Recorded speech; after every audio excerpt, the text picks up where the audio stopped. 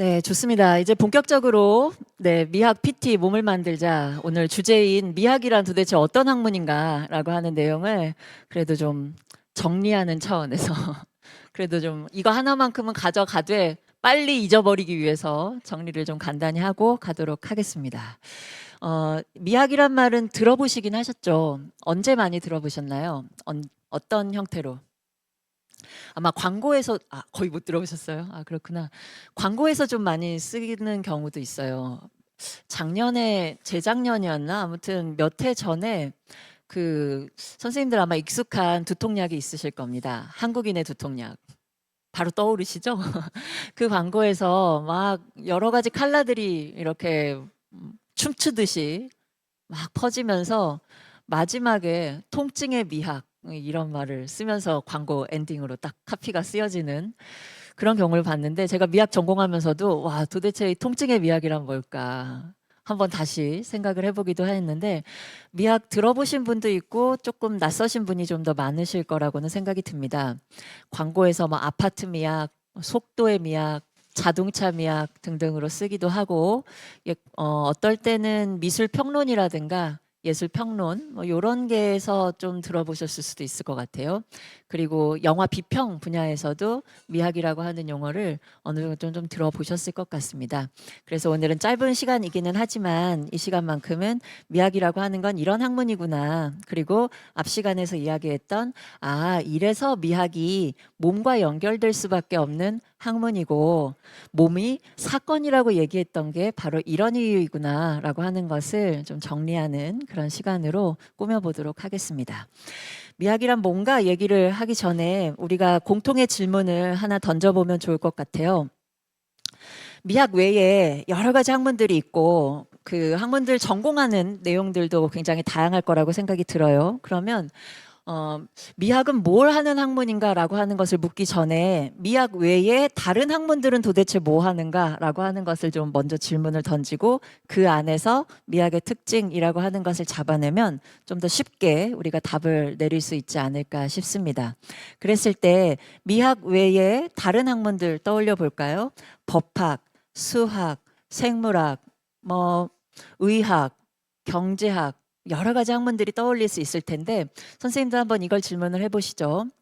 그런 학문들, 미학 외에 여러 가지 학문 분야들이 있고 전공 영역들이 있는데, 이 모든 학문들이 공통적으로 질문해야만 할 물음 하나를 선정한다라고 하면 어떤 질문을 던질까요? 다시 얘기하면 학문이라고 한다면 미학이든 법학이든 경제학이든 의학이든 생물학이든 어떤 분야이든지 간에 학문이라고 한다면 공통적으로 물어야만 할 물음이라고 한다면 어떤 질문이 있을까? 떠오르시는 게 있으세요? 그저 웃지요. 우리는 질문을 받게 되면. 근데 이게 질문 던지는 게 굉장히 중요해요.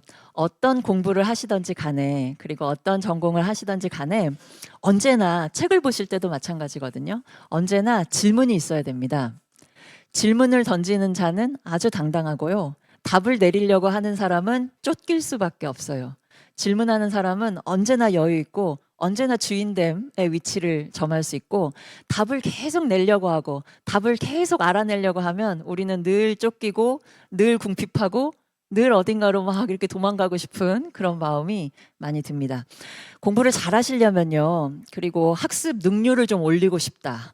내가 좀 더 똑똑한 사람이 되고 싶다라고 하는 그런 마음이 있으시면 많은 답을 알려고 하기보다, 많은 지식을 내가 쌓으려고 하기보다 질문을 던지려고 하는 습관을 가지시면 굉장히 높은 효율을 좀 만들어내실 수가 있습니다. 그래서 언제든 무슨 공부를 하시든지 간에 질문을 던지는 것이 굉장히 중요한데, 우리가 미학을 공부하기 위해서 미학이란 도대체 뭔가라고 하는 이 질문을 이 질문에 답을 하기 위해서 학문 일반을 일단 돌아보자.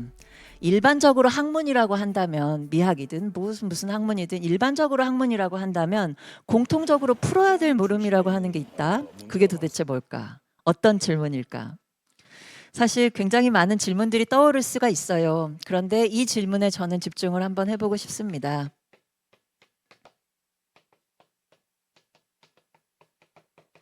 잘 보시면 지금 우리가 현대인이 뭐 수학을 공부한다, 뭐 생물학을 공부한다, 어떤 공부를 한다 이렇게 쭉 한 뭐 인문학을 공부한다 쭉 하더라도 그 일반적인 그 학문 안에서 물어야만 할 공통적인 지향점, 공통적인 방향은 대부분 여기에 가 있습니다.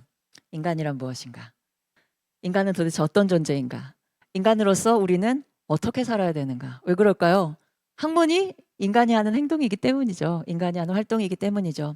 인간 안의 활동에서 도대체 인간은 어떤 의미를 지니고 어떤 가치를 지니고 어떤 의미가 우리 삶에 있는 것인가, 그리고 그 의미를 만들어내기 위해서 우리는 어떻게 살아야 될 것인가 라고 하는 질문들을 던져가는 것 같아요. 전공을 하시거나 공부를 하실 때 이 질문을 던지는 것은 굉장히 중요합니다.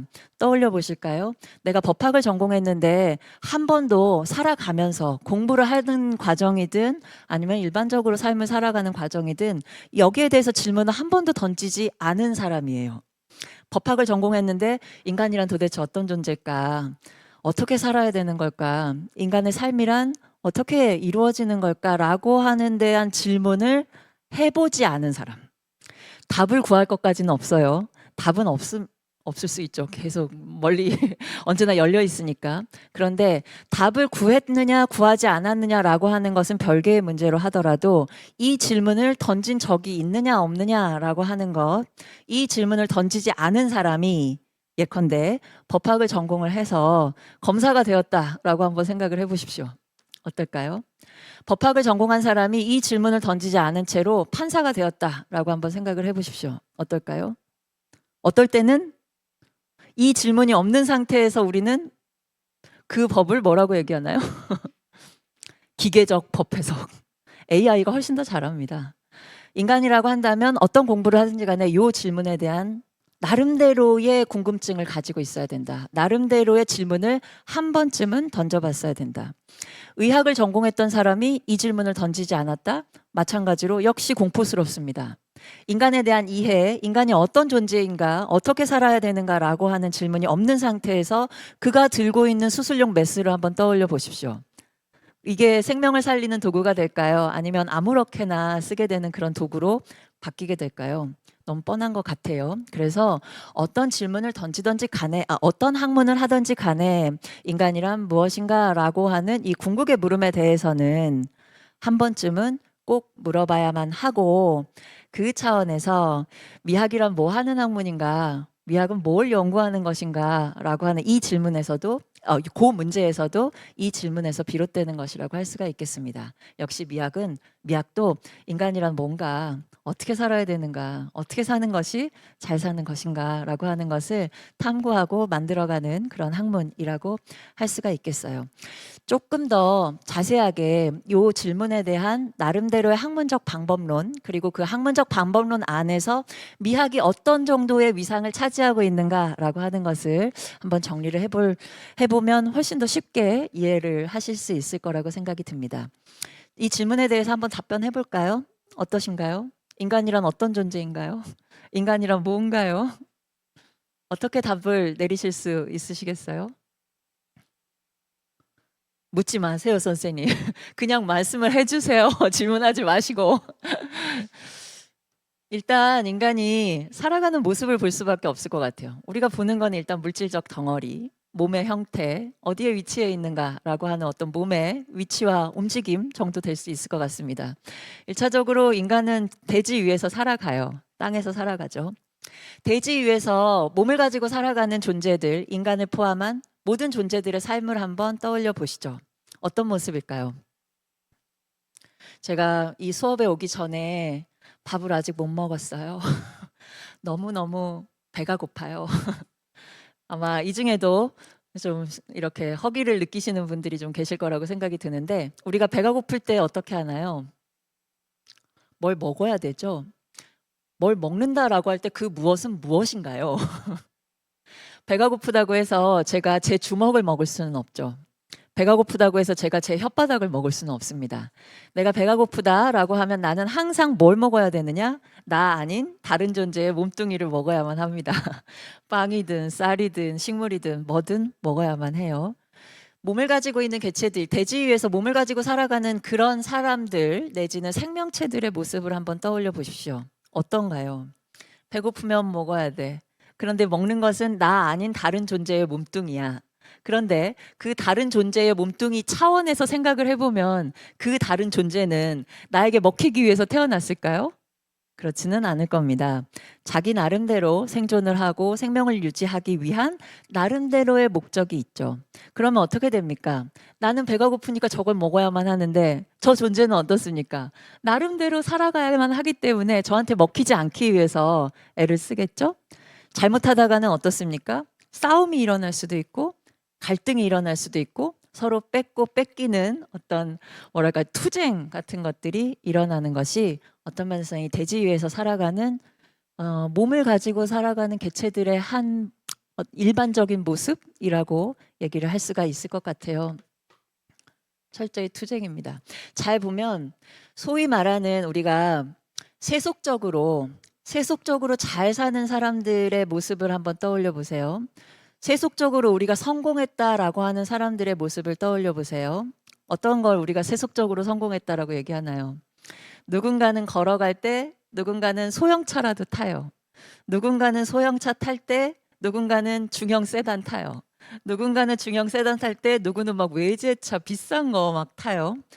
가면 갈수록 어떻습니까? 에너지를 많이 씁니다.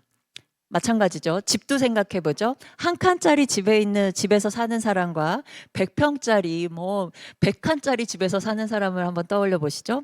둘 중에 우리가 소위 세속적으로 성공했다라고 하는 사람들은 어느 편에 속합니까? 두 번째 사람들에 속할 거예요. 그 사람들이 하는 건 뭐예요?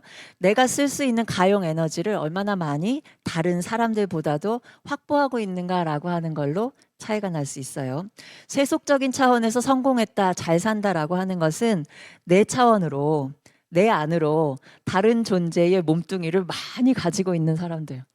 내가 쓸 수 있는 물질적 에너지를 많이 가지고 있는 사람들. 이런 사람들을 소위 말하는 세속적 차원에서 성공했다. 이렇게 얘기하죠. 물질적 에너지만 있는 건 아니죠. 내 말 한마디로 한 명이 움직이느냐, 내 말 한마디로 100명이 움직이느냐라고 하는 걸로 어떻습니까? 권력을 잡았네, 성공했네 라고 하는 것들로 어떻게 보면 판단을 하고 차이를 두는 것 같아요. 철저하게 에너지 투쟁이 일어납니다. 안 뺏기고 내가 더 많이 가지려고 하고 그리고 어쨌든 내 안에서 여기서 내 몸뚱아리 유지하면서 살아갈 거야라고 하는 이야기들이 이 대지 투쟁의 모습으로 싸움의 모습으로 일어나요. 대지 위에서 어떻게 살아가는 것이 잘 사는 것이냐? 대지 위에서 땅 위에서 일어나고 있는 일들이 도대체 어떤 일들이냐라고 하는 것을 나름대로 법칙, 나름대로 원리에 따라서 규명하려고 하는 활동이 어떤 활동일까요? 땅 위에서 일어나는 일들. 요게 과학적 방법이죠. 아, 요런 방식으로 사는 거구나. 아, 아침에 해가 뜨고 저녁엔 밤이 되면 해가 지는구나. 내가 이래서 먹고 살기 위해서는 요러요러한 방법들을 내가 가져야만 하는구나. 익혀야만 하는구나. 라고 하는 것들을 일반적으로 파악하는 활동이 과학적 방법론이라고 할 수 있을 것 같아요. 여기에는 자연과학, 사회과학 일반이 포함이 되는 것이죠. 그런데 인간은 요 차원으로만 살지는 않습니다. 아무리 배가 고파도 안 먹을 때가 있어요.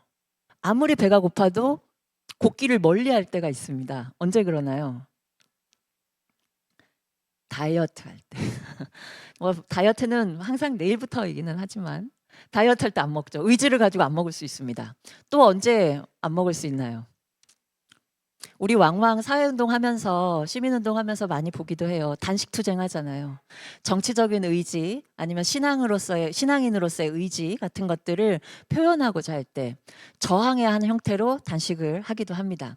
무엇이냐면 인간은 대지 위에서 이렇게 살아가야만 해라고 하는 필연적 법칙에 따라서 사는 것이 일반적이기는 하지만 꼭 이렇게 살지만은 않는다라고 하는 것을 볼 수가 있습니다. 어떻게 보면 여기서 어떤 필연성 차원에서 이렇게 살아가야만 해라고 하는 어떤 법칙을 발견을 하고 거기에 맞춰서 어떻게든 살아가려고 한다라고 한다면 꼭 그렇지만은 않다.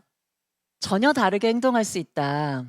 반드시 그렇게 해야만 하지만 전혀 그렇게 할 필요도 없다. 그렇게 하지 않을 수 있다라고 하는 것이 요 자유 차원에서 어떻게 보면 실현이 되는 것 같아요.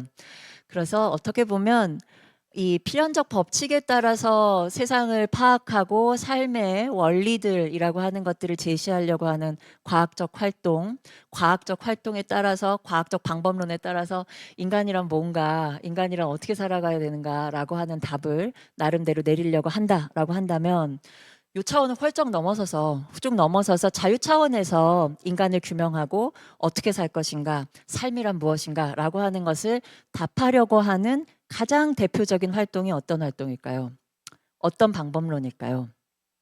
요게 종교적 방법이라고 얘기를 할 수가 있겠습니다. 종교적 방법은 훨씬 뛰어넘습니다. 저 다른 세계가 그려져요. 너무 간극이 크죠. 잘 보면 우리가 현실에서도 과학자와 종교인 사이에서는 간극이 너무 커서 가끔 신년 특별 대담 같은 것들을 할 때 신학자 한번 모시고 과학자 한번 모시고 해가지고 뭐 신에 대해서 한번 얘기해 봅시다. 자유에 대해서 한번 얘기해 봅시다라고 하는 그런 특별 대담을 하기도 한 만큼 굉장히 간극이 넓어요. 너무 간격이 넓기 때문에 그냥 뚝 잘려서 그냥 그러면 인간은 종교적 존재이고 또 다른 한편은 과학적 방법으로만 설명될 수 있을 거냐? 그렇지는 않다. 그라데이션이 항상 있고 중간 단계가 항상 있어요. 이 중간 단계를 이루고 있는 것, 이 두 사이, 자유의 차원과 필연성의 차원을 연결하고 대지의 삶과 대지를 넘어선 삶을 연결하고 그 안에서 어떤 방식으로든지 간에 어떤 생산물을 만들어내는 인간에 대한 이해에 대한 말을 만들어내려고 하는 작업물을 만들어내려고 하는 작업 중에 대표적인 게 한편으로는 철학이고 또 다른 한편은 뭘까요?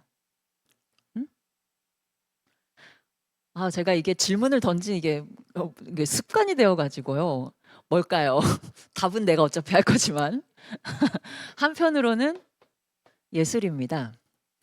잘 보시면 철학이 하는 일이 뭔가요? 철학이 하는 일. 철학이 하는 일은 지상에서 일어나고 있는 일, A라고 하는 일들이 일어나는구나. B라고 하는 일들이 일어났구나. C라고 하는 일들이 일어났구나. 과학은 A와 B 사이에 어떤 관계가 있는지, A와 A, B, C로 이렇게 연장될 수 있는, 이어갈 수 있는 논리적인 어떤 인과관계, 맥락, 이런 것들을 찾아내는 게 과학이 하는 일이라고 할 수 있어요. 그러면 철학이 하는 일은 뭔가요? 철학이 하는 일은 A라고 하는 일이 있습니다. B라고 하는 일이 있습니다. 둘과 둘 사이에는 이렇게 연결돼 있어서 인과관계로 이야기할 수 있어요. 요걸로 끝나지 않잖아요. 철학이 하는 일은 뭡니까? A라고 하는 것이 어떤 의미가 있는지 내가 얘기해 줄게. B라고 하는 것이 어떤 의미가 있는지 얘기해 줄게. A와 B가 만났을 때 이런 가치가 만들어질 수 있는데 이 가치가 무슨 말인지 내가 한번 설명해 줄게. 라고 하는 방식으로 철학이 하는 일은 일종의 의미와 가치를 만들어내는 그러한 활동이라고 얘기를 할 수가 있습니다. 그렇다면 예술이 하는 일은 뭘까요? 만약에 나무를 그렸다라고 하면 예술가가 이것은 나무입니다. A라고 하는 것은 나무입니다. B라고 하는 것은 강물입니다. C라고 하는 것은 돌멩입니다. 이 이야기를 하려고 예술을 할까요? 그렇지는 않죠.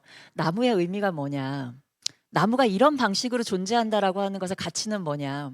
인간도 마찬가지죠. 나라고 하는 인간이 이 세상에서 존재한다라고 하는 것의 그 의미가 뭐냐라고 하는 것을 예술가 나름대로 보여주려고 하는 것이 이 작업이 가지고 있는 특징이라고 하겠습니다. 그런 면에서 예술도 역시 의미와 가치의 층위를 열어주는 작업이다. 이렇게 우리가 얘기를 해볼 수 있을 것 같아요. 그렇다면 역시 어떻게 보면 의미와 가치 요쪽에 조금 더 가까워요? 이건 보이지 않아요? 그래서 사실 철학책을 읽다 보면 어렵고 무슨 말하는 건지 잘 모르겠다라고 하는 생각이 드는 이유가 여기서 바로 발견되는 이야기들을 하는 것이 아니라 이 A라고 하는 일의 의미 보이지 않습니다. 말을 어떻게 하느냐예요. B라고 하는 것의 가치 보이지 않습니다. 말을 어떻게 하느냐예요. 그래서 철저히 철학은 언어 내지는 개념을 통해서 지상에서 일어나고 있는 일들의 의미층위를 밝혀주는 일들을 철학이 하는 것이다. 이렇게 정리를 할 수 있겠습니다. 반면에 그럼 예술은 어떨까요? 의미와 가치 층위를 열어주는데 철학과 똑같이 언어나 내지는 개념을 통해서 그 의미와 가치 층위를 열어줄까요? 꼭 그렇지는 않죠. 예술이 하는 일은 어떻게 보면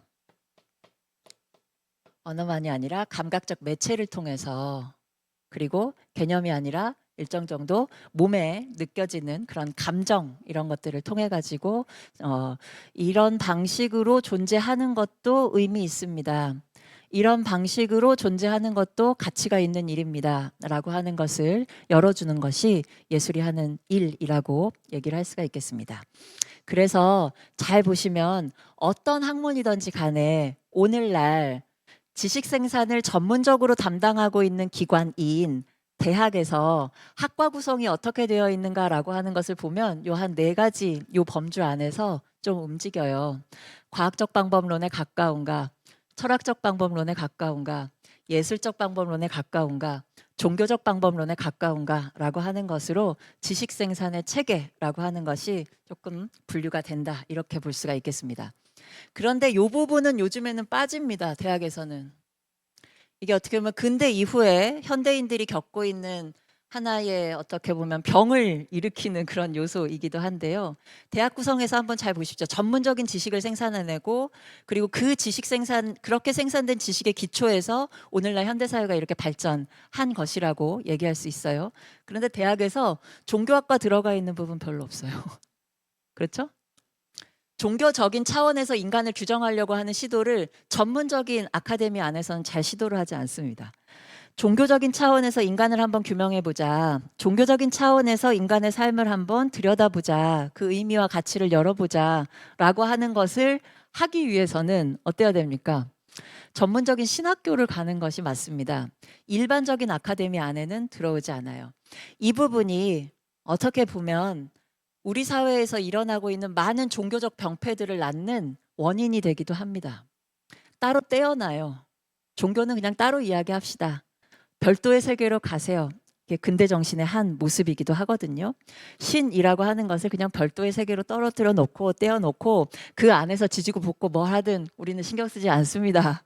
우리 근대 국가, 근대 이후의 국가 구성의 모습도 어떻습니까? 정치와 종교는 분리한다. 이렇게 얘기 나누죠.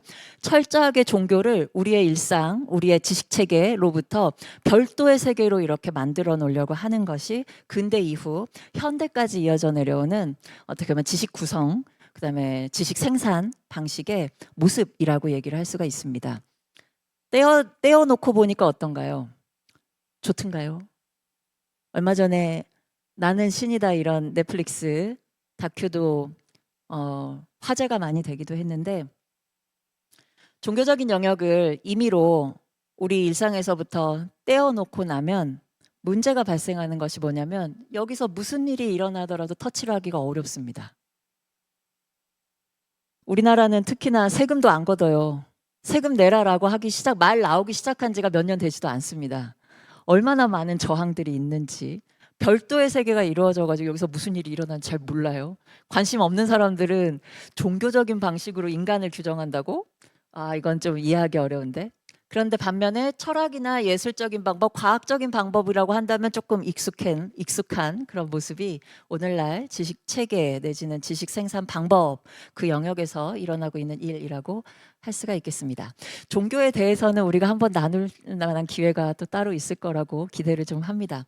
어쨌든 이 네 가지 영역에서 네 가지 범주 내지는 네 가지 가장 기본적인 학문적 방법론에 따라서 인간이란 무엇인가라고 하는 질문을 던지고, 어떤 개별 학문이든지 간에 위치가 조금 더 과학 쪽에 가까운가, 철학 쪽에 가까운가, 예술 쪽에 가까운가, 종교 쪽에 가까운가라고 하는 것에 따라서 전공 영역이나 전문적인 지식 생산 위치가 조금 더 다를 뿐이지 요 안에서 기본적으로 움직이고 있다라고 정의를 할 수가 있겠어요. 그래서 인간에 대해서는 과학, 철학, 예술, 종교 방법에 따라서 인간의 삶을 생각해보고 의미를 만들어보고 할 수가 있어요. 그렇다면 요 구조 안에서 미학은 어느 정도의 위치를 차지하고 있는 걸까? 어느 정도의 위상을 차지하고 있는 걸까? 우리 나름대로 답을 내릴 수 있을 것 같아요. 잘 보시면 미학은 딱 요 부분, 딱 요 부분, 딱 요 부분에 찍혀 있는 그런 학문이라고 할 수가 있습니다. 그래서 가장 대표적으로는 미학과 관련된 책들을 이렇게 쭉 뭐 교과서든 교양서든 인문적인 어떤 서적이든 이렇게 쫙 보시면 미학 관련된 책들을 보면 철학자들이 엄청 많이 등장을 합니다. 기본적으로 미학은 철학이라고 생각하시는 것이 맞아요. 그런데 책을 이렇게 쭉 넘기다 보면 뒷부분에 이렇게 가다 보면요. 예술 작품이 막 등장을 해요. 작가들이 막 등장을 해요. 이건 뭐지? 왜 갑자기 철학자들 막 이야기하다가 갑자기 예술가, 예술 작품 이런 얘기를 하지? 미학은 철저하게 이 부분에 또 관련이 돼요.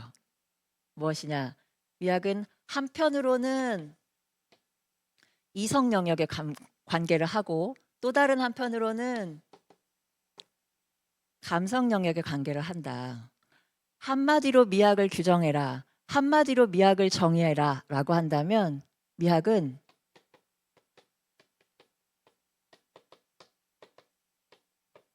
느낌의 개념화라고 정의를 내릴 수가 있겠습니다. 우리가 아까 앞 시간에 퍼포먼스도 보았고 그 다음에 우리 나름대로 손 운동도 하고 등 운동도 하고 해서 몸의 움직임들을 좀 일으켜 보았죠. 그렇게 몸을 움직이는 가운데에서 어떻습니까? 언제나 느낌이라고 하는 것이 나를 늘 따라다녀요. 잘 보시면 미학적인 방법으로 인간을 규정한다. 미학적인 방법으로 인간은 어떤 존재인가라고 질문을 한다면 아까 처음에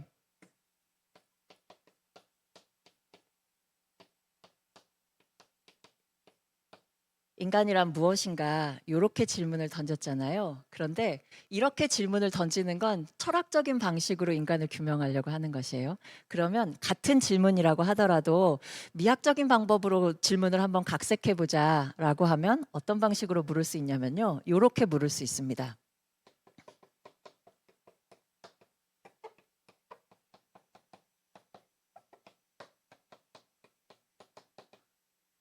이렇게 물을 수 있어요. 두 가지 질문 케이스를 생각해 보죠. 인간이란 무엇인가라고 하는 질문을 받았을 때 내가 어떻게 대답해야 되는지, 또 다른 한편으로는 나는 지금 어떤 느낌이 드는가라고 하는 방식으로 질문을 던졌을 때 나는 또 어떻게 대답할 수 있는지. 케이스 두 개가 구분이 되시죠? 나름대로 한번 답해 볼까요? 인간이란 무엇인가라고 하는 질문을 받았을 때 뭐라고 난 답할 것인가? 잘 안 떠올라. 뭐 생각하는 갈대? 한 사회적 동물? 뭐 한번 얘기해 볼까? 사실은 이건 빈칸이에요. 영원한 빈칸입니다. 방법론에 따라서 얼마든지 다른 말로 들어갈 수 있어요. 과학적인 방식으로 규정할 건지, 뭐 철학적인 방식으로 규정할 건지. 그런데 이 질문에 대해서 인간에 대해서 이해하기 위한 미학적인 방식의 질문 던지기는 뭐냐라고 한다면 이런 방식으로 물어야 합니다. 나는 지금 어떤 기분이 드는가? 나는 지금 어떤 느낌이 드는가? 처음에 인간이란 무엇인가라고 하는 질문을 받았을 때는 뭐라고 얘기해야 될지 잘 모르겠다 이렇게 될 수 있어요. 그런데 두 번째 질문, 나 지금 어떤 느낌이 들지? 내 안에서 지금 어떤 기분이 드는 거지? 떠올리시면 어떻습니까? 괜찮아요. 뭐라도 한마디 얘기할 수 있어요. 뭐 좀 지루한 것 같아요. 좀 이제 졸릴 때가 된 것 같습니다. 선생님 이제 우리 인사를 할 때가 된 것 같습니다. 너무 힘드네요. 어떤 말이든지 간에 내 안에서 일어나고 있는 이 느낌에 대해서 이야기할 수 있는 건덕지가 있다라고 하는 겁니다. 미학은 어떻게 출발하느냐? 인간이란 뭔가라고 하는 차원에서 출발하는 것이 아니라 지금 내 안에서 어떤 기분이 드는가, 어떤 느낌이 드는가라고 하는 데서 출발을 해서 나중에 궁극적으로 그렇다면 이런 느낌이 드는 나라고 하는 이 인간 종이 가지고 있는 의미, 가치, 어떻게 보면 삶의 방법이라고 하는 것은 뭔가라고 하는 것을 고민하는 것이 미학의 작업이라고 할 수가 있겠고 그런 면에서 미학을 한마디로 정의를 좀 해봐라라고 한다면 1차적으로는 느낌에 집중한다. 그런데 그 느낌이 느낌으로만 끝나는 것이 아니라 이 느낌을 어떻게든 개념화하려고 노력하는 것. 어떻게든 개념적 작업으로 풀어 쓰려고 노력하는 것. 이것이 미학의 작업이라고 할 수가 있겠어요. 우리가 다음 주에 이제 미학의 역사에 대해서 한번 간단하게 이렇게 그 흐름을 짚어보게 될 텐데, 미학은 기본적으로 탄생 자체가 철학의 한 분과 학문으로 탄생을 하였습니다. 그런데 철학은 뭐예요? 이성 원리를 기초로 삼거든요. 이성을 가지고 있는 인간이 어떻게 의미, 진리라고 하는 것을 찾을 수 있을 것인가라고 하는 것을 논구하는 것이 철학의 장법이라고 한다면, 미학은 시작부터 혁명적일 수 있는데요. 인간은 이성만이 아니라, 그래, 인간이 가지고 있는 이성적 능력 좋아, 탁월해, 괜찮아.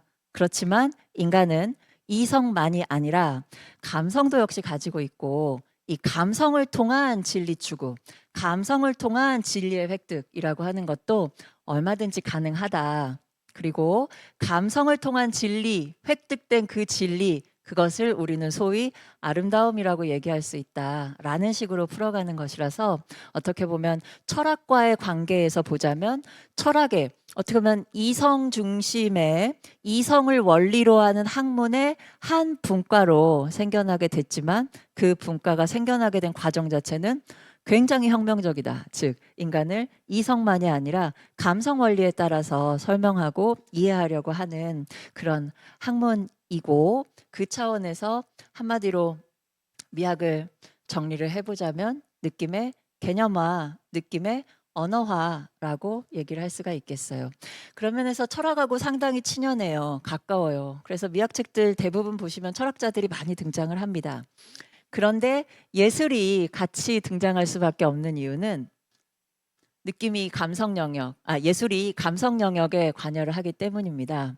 나의 느낌을 음악으로 어떻게 표현할 건지, 나의 느낌을 어떻게 형태로 표현을 할 건지, 나의 느낌을 어떻게 몸짓으로 표현할 건지라고 하는 매체와 감성 영역 사이의 어떤 연결점, 그리고 어떻게든 그 안에서 뭔가를 만들어 가려고 하는, 구체화하려고 하는 노력이 예술이다 보니까 감성 영역에 가까웠고, 그걸 기초로 해서 작업이 되는 예술이라고 하는 것이 미학에서는 언제나 같이 친구처럼, 하나의 파트너처럼 늘 따라다닐 수밖에 없는 그런 모습이라고 할 수가 있겠어요. 그래서 미학의 위치를 잡아본다라고 하면 한 요 정도 이렇게 찍힐 수 있는 그런 뭐 위치, 뭐 특징이라 그럴까요? 미학의 특징이라고 정리를 좀 해볼 수가 있을 것 같습니다. 네, 이렇게 한번 쭉 정리를 좀 해봤는데, 아무리 해도 그래도 이게 도대체 뭐 하는 건가 할 것 같기는 해요. 그렇죠? 다 잊어버리십시오, 여러분. 괜찮습니다. 예, 까먹으셔도 괜찮아요. 그런데 그럼에도 우리가 이 두 번째 시간에서 같이 좀 새겨봐야만 할 내용이 뭐냐라고 한다면, 사실 우리가 미학을 전공할 건 아니잖아요. 그리고 미학 알아서 뭐 하겠습니까? 미학은 학문 영역 중에서도, 그리고 철학의 여러 분과들이 있지 않습니까? 논리학, 윤리학, 뭐 여러 철학의 분과들이 있지 않습니까? 그 안에서도 미학은 마이너 중에 마이너입니다. 잘 안 해요. 그리고 근데 왜 미학을 잘 안 할까요? 단지 어려워서? 그거 아니죠. 어려워도 하는 사람들이 하는 학문들은 있죠. 의학 같은 경우도 얼마나 쉽지는 않은 학문이잖아요. 그래도 많이 하죠. 이 차이는 어디서 올까? 돈이 안 됩니다. 잘 보시면 학문에도 우리가 인정하고 싶지는 않지만 위계가 있어요. 특히 요즘에는 이과와 문과 이렇게 나누어서 생각하기 쉬운데, 특히 우리나라에서는 그렇죠.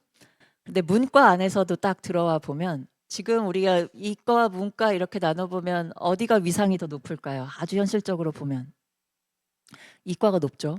왜 높다라고 생각합니까? 이과가 높습니다라고 얘기할 때 우리의 기준은 무엇인가요? 돈을 많이 번다라고 하는 거죠. 마찬가지예요.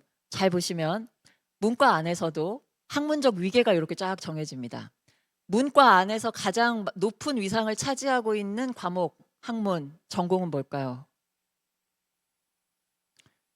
돈을 생각하시면 쉽습니다. 법학이 제일 높습니다. 그래서 저는 공부할 때부터 법학을 좀 저주하는 경향이 좀 있었어요.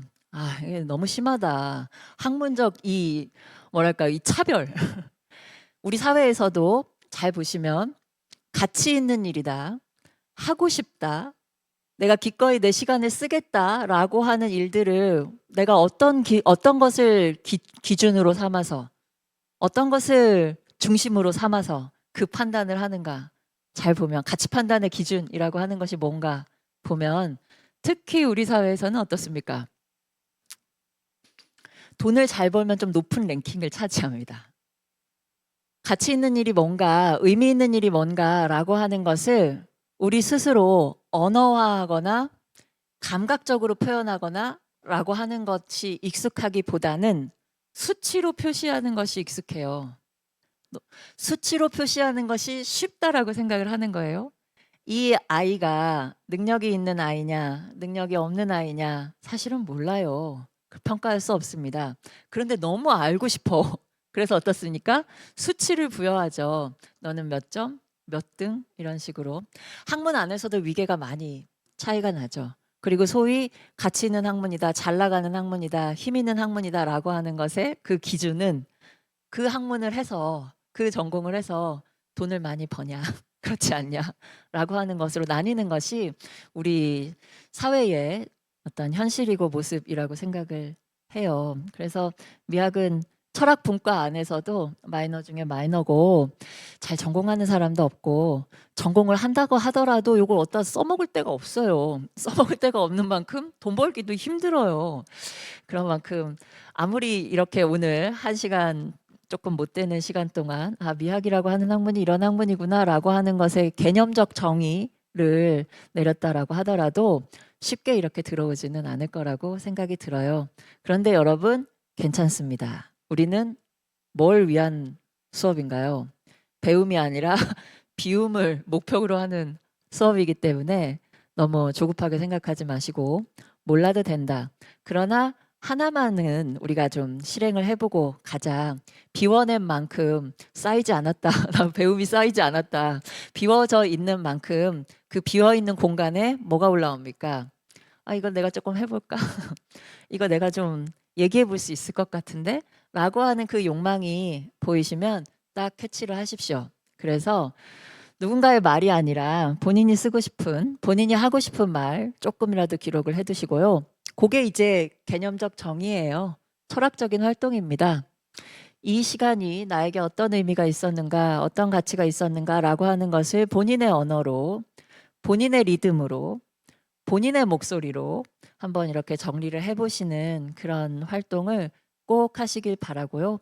글만이 아니라 얼마든지 스케치를 하셔도 좋고 낙서를 하셔도 좋고 나름대로의 형태, 뭐 노래를 부르셔도 좋습니다. 그래서 그런 욕망 운동을 꼭 한번은 일으켜 보도록 하자라고 하는 것이 이번 2번째 시간 마무리하는 저의 당부로 네, 말씀을 좀 드리도록 하겠습니다.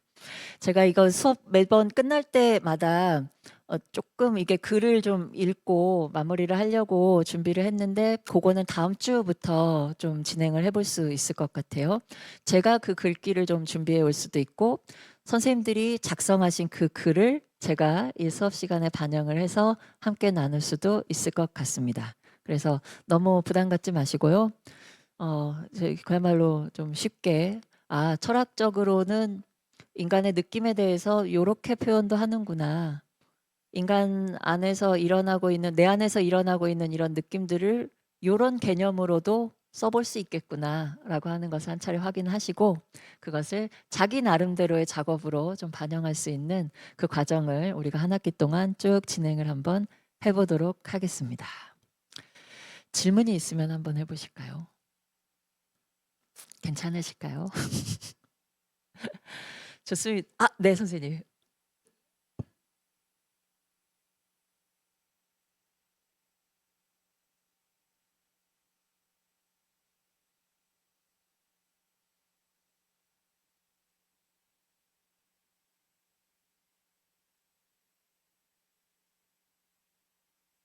네, 선생님 좋은 질문이십니다. 그러면 우리가 하나의 숙제, 내지는 공통의 과업이라고 하는 것을 한번 가져볼까요? 그러면 다음 주에 오실 때 이걸 한번 생각을 해보시죠. 우리 같이. 약간 뭐랄까요? 내 생각에 대한 나에 대한 또 한 번의 생각이라고 얘기할 수 있는데 이 느낌이라고 하는 게 뭘까? 요걸 한번 생각을 해보시죠. 느낌은 뭘까? 잘 보시면 우리는 언제 어느 때든 느낌이라고 하는 것에서 벗어난 적이 없어요. 지금도 저에 대해서 잘 모르시잖아요. 저에 대한 지식은 아직 없으시잖아요. 우린 좀 더 오래 봐야만 할 것 같아요. 이런 생각이 드시죠? 그런데 저에 대한 느낌은 있으시죠? 아, 좀 이상하신 분이다. 뭐 이런 어떤 방식이든지 간에 저에 대한 느낌은 드시죠? 어쩌면 이 느낌은 내가 세상과 만나는 첫 출발이고 첫 문을 여는 그런 활동이라고도 할 수가 있거든요. 그래서 이 느낌이 굉장히 중요합니다. 우리가 느낌을 갖지 않은 사람을 떠올리기도 간혹 보기도 하죠. 약간 사회 비평 차원에서 이야기를 해보면 우리가 가슴 아픈 일을 겪지 않았습니까? 우리 사회 공통적으로 세월호도 그렇고 이태원도 그렇고 물론 세월호와 이태원 말고도 사회적으로 굉장히 큰 아픔을 우리 공동체는 지금 겪고 있고 그 문제를 짊어지고 있어요. 그런데 그 일들 그리고 그런 희생들 앞에서 아무 느낌 없이 말하는 것처럼 보이는 사람들이 왕왕 등장을 합니다. 그리고 그런 사람들이 소위 권력을 가지고 있다라고 얘기할 수 있는 자리에 올라가기도 해요. 그럴 때 어떻습니까? 끔찍함을 느끼죠. 우리로서는. 그들은 별 느낌 없을 거라고 생각해요. 이게 끔찍하다라고 하는 이 느낌을 갖는다라고 하는 것이 얼마나 귀한 일인가라고 하는 것을 우리는 새삼 깨달을 수 있을 것 같아요. 느낌은 내가 세상으로 다가가는 첫 문을 여는 일이라고 얘기를 할 수 있습니다. 느낌이 있어야만 그 사람하고 대화할 수 있고요. 느낌이 있어야만 내가 세상과 그 속에서 살아가는 것이라고 할 수가 있거든요. 그래서 느낌이 굉장히 중요하다. 그래서 우리가 한 주 동안 다다음 주에 저는 또 뵙겠네요. 다음 수업 오실 때에는 이 느낌이라고 하는 게 뭘까? 이 정말로 느낌이 중요하구나라고 하는 것들을 한번 이렇게 생활하시면서 쭉 한번 살펴보시고 느낌이라는 게 이런 작동을 하는구나 내 삶에서. 느낌이라고 하는 게 이런 힘을 가지고 있구나라고 하는 것들을 좀 이렇게 발견해 보는, 좀 이렇게 짚어보는 그런 활동을 한번 해보시고 오시면 다음 주 이야기가 좀 더 쉽게 제가 조금 더 쉽게 해볼게요. 재밌게 좀 나눌 수 있지 않을까 싶어요. 괜찮을까요? 네, 좋습니다. 또 질문 있으실까요? 네.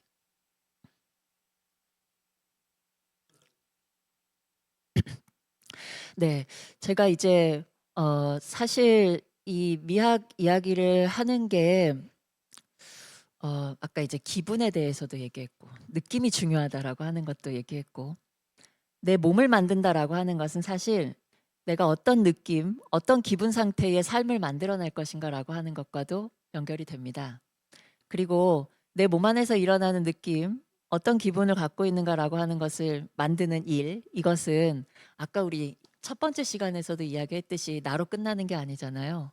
공동체 같이 나와 같이 관계 맺고 있는 다른 존재하고도 항상 연결되는 일이기 때문에 기분이라든가 느낌이라고 하는 것은 나 아닌 다른 존재, 타자 존재를 늘 상정할 수밖에 없거든요. 이제 그런 면에서 개인의 몸 만들기라고 하는 일과 공동체의 몸 만들기라고 하는 것은 어떤 면에서는 물론 다른 차원으로 얘기될 수 있는 부분은 분명히 있지만 언제나 연결되어 있는 부분도 있기 때문에 같이 살펴야 된다라고 하는 것을 꼭 강조를 하고 싶어요. 그런데 사실 이런 느낌, 감정, 정서라고 하는 이 영역에서 우리가 상당히 많은 부분 좀 억압받고 있는 부분들이 있습니다. 그리고 이 억압이 어디서 왔는가라고 하는 것들을 되짚어 보면 소위 서구의 근대라고 하는 시기에 만들어진 면이 조금 커요. 그래서 다음 주에는 약간 서구의 근대성 비판 그런 차원에서 미학이 어떤 혁명적인 역할을 할 수 있는지 우리 사회 나뿐만이 아니라 우리 사회 전체를 조금이라도 다른 기분의 상태로 다른 느낌의 상태로, 다른 분위기의 상태로 전환시켜 가는 데에 어떤 역할을 할 수 있는가라고 하는 것들을 다음 주에 좀 이야기 나눌 수 있을 것 같아요. 그럴 때 핵심은 일종의 점잖은 척하는 거 있잖아요. 뭔가 초연한 척하는 거 있잖아요. 우리 그러지 맙시다라고 하는 것을 강조할 것 같습니다. 초연하고 뭔가 우아하고, 내가 좀 그렇게 보이나? 초연하고 우아하고 뭔가 그럴듯해 보이고, 이게 어떻게 보면 우리의 생명력을 잠재시키는, 어떻게 보면 잠식시키는 것일 수도 있거든요. 그래서 전반적으로 내 몸 안에서 활력을 일으키게 하는 방법, 그리고 나뿐만이 아니라 공동체 전체의 활력을 일으키는 방법, 그걸 고민해 가는 과정에서 근대성 비판, 서구의 17세기, 18세기 중심, 근대라고 하는 말부터도 우리가 다시 합의를 봐야만 할 텐데, 서구의 17세기, 18세기, 19세기에 일반적으로 깔려 있었던 정서는 도대체 무엇이고, 그 정서가 우리에게 어느 정도로 억압의 방식으로 작동을 하고 있는지를 살피고, 그 억압에서 풀려나서 우리의 생명력, 활기를 또 어떻게 좀 되찾을 수 있을까, 이런 부분에 대해서 이야기가 좀 될 것 같습니다. 답변이 됐을까요? 네. 그리고 언제나 운동은 시작을 하니까요, 운동복으로 입고 수업을 참여하셔도 괜찮아요. 다음 수업은 하체 운동부터 시작하도록 하겠습니다. 네, 애쓰셨습니다. 다음 수업에서 뵙도록 하겠습니다. 감사합니다.